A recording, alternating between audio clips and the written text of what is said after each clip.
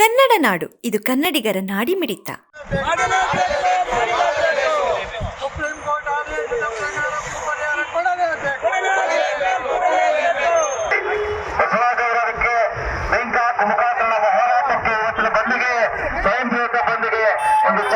ಬಲವಂತದ ಭೂಸ್ವಾಧೀನ ಕಾಯ್ದೆ ವಾಪಸ್ಸಾಗಲಿ, ರೈತರ ಹೋರಾಟಕ್ಕೆ ನ್ಯಾಯ ಸಿಗಲೇಬೇಕು. ಎಲ್ಲ ಬಳ್ಳಾರಿ ನಾಗರಿಕರು, ರೈತರು, ನಾಗರಿಕರು ಎಲ್ಲರೂ ಒಂದಕ್ಕೊಂದು ಸಂಬಂಧ ಇದೆ. ದಯವಿಟ್ಟು ಇವತ್ತು ಬಳ್ಳಾರಿ ನಾಗರಿಕರಲ್ಲಿ ಮನವಿಯನ್ನ ಮಾಡ್ತಾ ಇದ್ದೀನಿ. ಬಳ್ಳಾರಿ ಬಂದು ಸ್ವಯಂ ಪ್ರೇರಿತವಾಗಿ ಬಂದ್ ಮಾಡ್ಕೋಬೇಕಂತ ಹೇಳಿ ಮತ್ತೊಮ್ಮೆ ವಿನಂತಿಯನ್ನ ಮಾಡ್ತಾ ಇದ್ದೀನಿ. ಏನು ಕುಡಿತಿನಿಯಲ್ಲಿ ಸುಮಾರು 3.5 ವರ್ಷದಿಂದ ಹೋರಾಟ ನಡೀತಾ ಇದೆ, ನಿನ್ನೆ ಮೊನ್ನೆ ನಡೀತಾ ಇಲ್ಲ. ಆದ್ರೆ ನಮ್ಮ ಆಳುವಂತ ಸರ್ಕಾರ ದಲ್ಲಾಳಿಗಳ ಸರ್ಕಾರ ಅಂತ ಹೇಳ್ಬೇಕಾಗುತ್ತೆ.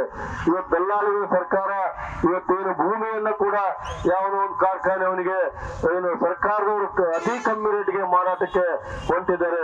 ಇದನ್ನೆಲ್ಲ ನಿಲ್ಲಬೇಕಾದ್ರೆ ಇದು ನಮ್ಮ ಆಸ್ತಿ, ನಮ್ಮ ಪ್ರಜೆಗಳ ಆಸ್ತಿ ಅಂತ ಹೇಳಿ ಯಾರು ನೋಡ್ತಾ ಇಲ್ಲ. ಎಲ್ಲರೂ ಕೂಡ ಇದಕ್ಕೆ ಬೆಂಬಲವನ್ನ ಕೊಡ್ಬೇಕಂತ ಹೇಳಿ ಈ ಮೂಲಕ ತಮ್ಮಲ್ಲಿ ವಿನಂತಿಯನ್ನು ಮಾಡ್ತಾ ನನಗೆ ಮಾತಾಡ್ಲಿಕ್ಕೆ ಅನ್ನುವಂಥದ್ದನ್ನ ನಾನು ಇವತ್ತು ಘೋಷಣೆ ಮಾಡೋದಕ್ಕಾಗಿ ಇವತ್ತು ನಾನು ಬಳ್ಳಾರಿಗೆ ಬಂದಿದ್ದೇನೆ.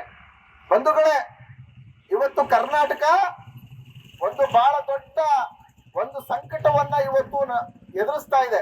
ಏನ ಸಂಕಟ ಅಂದ್ರೆ, ನಾವ್ ಇದುವರೆಗೆ ಬೆಳೆಗೆ ಬೆಲೆ ಬೇಕು, ಕರೆಂಟ್ ಬೇಕು, ನೀರ್ ಬೇಕು, ಉಪ್ಪು ಗೊಬ್ಬರ ಬೇಕು ಅಂತ ಈ ರೀತಿ ನಾವು ಹೋರಾಟಗಳನ್ನು ಮಾಡ್ತಾ ಇದ್ದೀವಿ. ಆದ್ರೆ ಈಗ ಬಂದಿರುವಂತ ಹೋರಾಟ ಏನಂದ್ರೆ, ನಾವ್ ಉಳಿಬೇಕು, ನಮ್ ಭೂಮಿ ಉಳಿಬೇಕು ಅನ್ನುವಂತ ಹೋರಾಟ.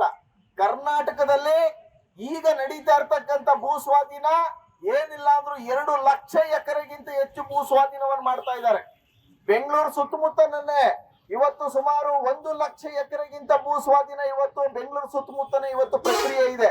ಉದಾಹರಣೆಗೆ ಬಿಡದಿ ಟೌನ್ಶಿಪ್ 9640 ಎಕರೆ, ಹೊಸಕೋಟೆ ನಂದಗುಡಿದು 14,000 ಎಕರೆ, ದೊಡ್ಡಬೆಳವಂಗ್ಲ ದೊಡ್ಡಬಳ್ಳಾಪುರದ್ದು 2 ಐಟಮ್ ಅಲ್ಲಿ 3 ಐಟಮ್ ನಲ್ಲಿ 6,000 ಎಕರೆ, ಸರ್ಜಾಪುರದ್ದು 2,000 ಎಕರೆ.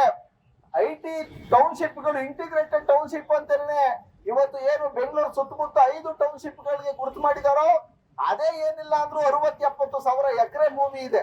ಅಂದ್ರೆ ಇಡೀ ಕರ್ನಾಟಕದಲ್ಲಿ ಯಾವ ರೀತಿ ಬಲವಂತ ಮತ್ತು ಅನ್ಯಾಯದ ಭೂ ಸ್ವಾಧೀನ ಪ್ರಕ್ರಿಯೆಗಳು ನಡೀತಾ ಇದೆ ಅಂತಕ್ಕಂಥದ್ದನ್ನು ಗಮನಿಸಬೇಕು. ಈ ರೀತಿ ವಶಕ್ಕೆ ತೆಗೆದುಕೊಂಡಂತ ಭೂಮಿ ಎಲ್ಲವನ್ನು ಕೂಡ ಕುಡಿತಿನಿ ರೈತರಿಗೆ ಯಾವ ರೀತಿ ಅನ್ಯಾಯ ಮಾಡ್ಲಾಯ್ತೋ ಅದೇ ರೀತಿ ಅನ್ಯಾಯ ಮಾಡೋದಕ್ಕೇನೆ ಅವೆಲ್ಲ ಮಾಡ್ತಾ ಇದ್ದಾರೆ. ಯಾವ ಅಭಿವೃದ್ಧಿ ಯೋಜನೆಗಳಾಗ್ಲಿ, ಯಾವ ಕೈಗಾರಿಕೆ ಆಗ್ಲಿ, ಯಾವ ಉದ್ಯೋಗ ಆಗ್ಲಿ ಸೃಷ್ಟಿ ಮಾಡ್ತಕ್ಕಂಥದ್ದು ರಾಜ್ಯ ಸರ್ಕಾರದ ಮುಂದೇನೂ ಇಲ್ಲ, ಕೇಂದ್ರ ಸರ್ಕಾರದ ಮುಂದೇನೂ ಇಲ್ಲ. ಹಾಗಾದ್ರೆ ಅವ್ರು ಏನ್ ಮಾಡೋಕ್ ಕೊಟ್ಟಿದ್ದಾರೆ ಅಂತ ಹೇಳಿದ್ರೆ, ಇವತ್ತು ಆರ್ಥಿಕ ಬಿಕ್ಕಟ್ಟಿಂದ ನರಳ್ತಾ ಇರ್ತಕ್ಕಂಥ ನಮ್ ದೇಶದ ಬಹಳ ದೊಡ್ಡ ಬಂಡವಾಳದಾರರು ಕಾರ್ಪೊರೇಟ್ ಕಂಪನಿಗಳಿಗೆ ರೈತರ ಆಸ್ತಿಯನ್ನ ವರ್ಗಾವಣೆ ಮಾಡೋದ್ರ ಮೂಲಕ ಅವ್ರ ಆಸ್ತಿ ಮತ್ತು ಸಂಪತ್ತನ್ನು ಹೆಚ್ಚು ಮಾಡಿ ಅವರು ಈ ಆರ್ಥಿಕ ಬಿಕ್ಕಟ್ಟಿಂದ ಹೊರಬರೋದಕ್ಕೆ ನೆರವು ಮಾಡಿಕೊಡ್ತಕ್ಕಂತ ಒಂದು ದಲ್ಲಾಳಿ ಕೆಲಸವನ್ನ ಇವತ್ತು ಸರ್ಕಾರಗಳು ಮಾಡ್ತಾ ಇದಾವೆ.